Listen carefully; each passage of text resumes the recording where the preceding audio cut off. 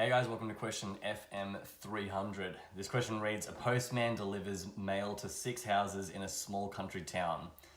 E, F, G, H, I, and J represented by vertices on the graph below, and then we're given this graph here. Then goes on to say, the edges of the graph represents roads that connect the houses and the post office. The numbers on the edges indicate the distance in meters along the roads. Vehicles may only travel along the road between houses I and J in the direction of the arrow due to an extreme incline. Each day, the postman must deliver mail from the post office to the 6 houses. The first delivery must be to house E, after which the postman will continue on to the other 5 houses before returning to the post office. Question A then says, the shortest possible circuit from the post office for this delivery run starting with house E is not Eulerian. Part I of that question says complete the order in which these deliveries would follow this shortest possible circuit.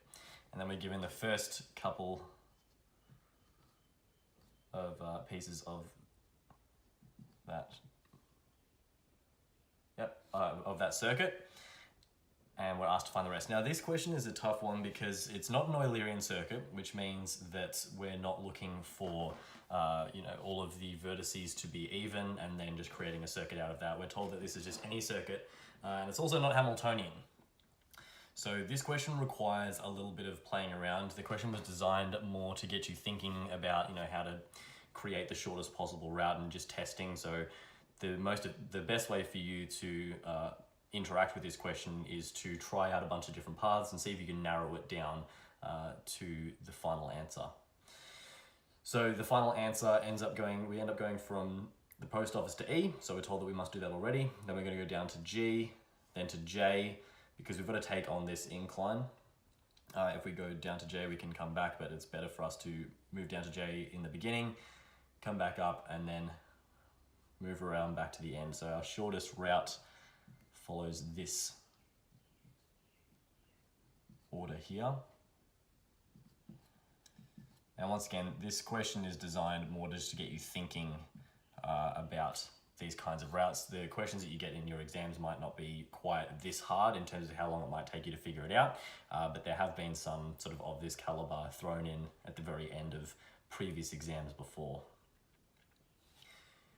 Part II then says, explain why the shortest circuit from part I is not an Eulerian circuit. So we know that an Eulerian circuit, first of all, uses every edge in a graph, and it also uses every edge in a graph only once before returning to the same vertex that we started from. So in order to explain why this is not an Eulerian, why it's not an Eulerian circuit, we can just say, not every edge in the graph has been used one time only. Part B then says, determine the length in meters of a delivery run that follows a Hamiltonian circuit from the post office to the houses if the first delivery is to house G. So what we're being told is that's our first move. So we're going from the post office there to G.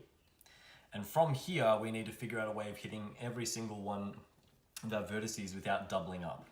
So our first move is going to be to J, and this is because if we move anywhere else, if we were to move to E or move to H, we'd never be able to get back to J again because we can only travel this direction along this edge, which means that in order to get back to J, we'd have to go back through G, which of course, being a Hamiltonian circuit, we can't go back through G now that we've been through it. So our next move is going to be down to J.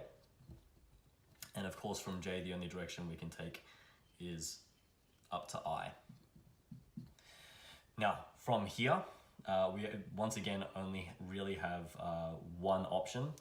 We couldn't move to F because then we would have to hit H and we would be stuck. We wouldn't be able to get to E. And if we went to F and then went to E, we wouldn't be able to get back to H again. So our only move from I is to move to H, so that we may travel back to F,